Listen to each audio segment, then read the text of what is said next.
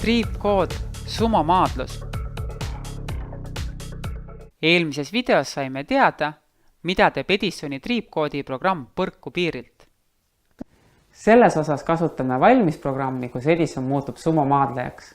Sumo maadleja oskused annab talle kõhu all olev joone järgimise andur ja takistuse tuvastamine infrapunaleedide ja infrapunaanduri abil. Valmiskoodi sisselaadimiseks läheb meil vaja töölehte number 7.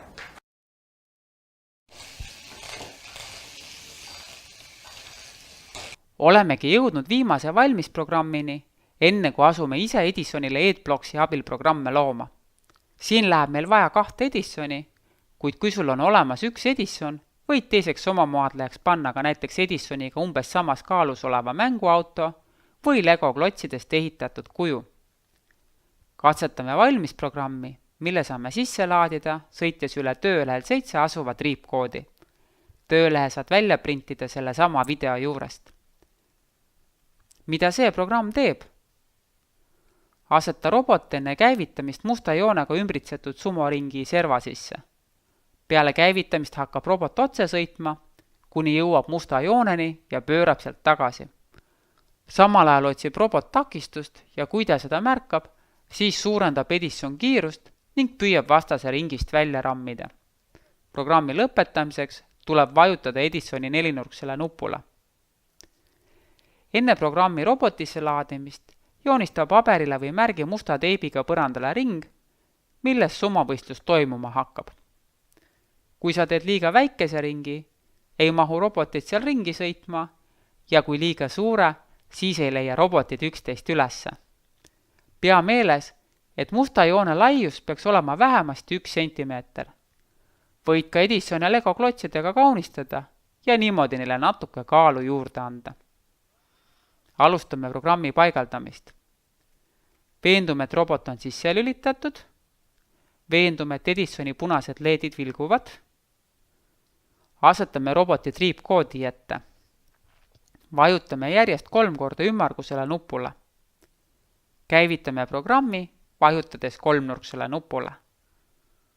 Vaatame, kas robotid saavad võistlemisega hakkama.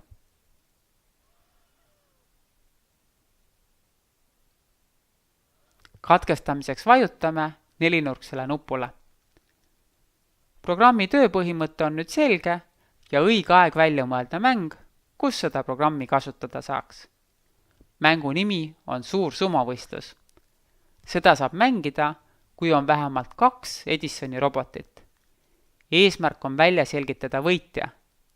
2 robotil on omavahel 2 katset, kui üks robot võidab 2 korda järjest, või 3 katset, kui esimesed 2 katset jäävad viiki. Kui on vähe aega, võib panna ringi võistlema ka rohkem kui 2 robotit. Viiki jäämiseks on vaja määrata aeg, kui kaua üks sumomatš kestab. Enne kui alustad väljakutsega, pane tähele, et selle koolitusosa lisamaterjalide juurde on lisatud ka A4 leht, kus on peal kõik 7 erinevat selgeks õpitud triipkoodi. Prindi see välja ja saad seda mugavalt mängimise juures kasutada. Nüüd on sinu kord. Tee läbi ekraanile ilmuv väljakutse ja kohtumiseni järgmises videos. Prindi välja tööleht number 7 ja laadi Edisoni sisse triipkoodi all olev valmisprogramm Sumo-maadlus. Kui sul on 2 Edisoni, korralda neile võistlus. Kui sul on 1 Edison, vii läbi treening, kus Edison harjutab piisavalt raske legodest ehitatud kuubikuga. Kuidas sinu Edisonil sumo välja tuli?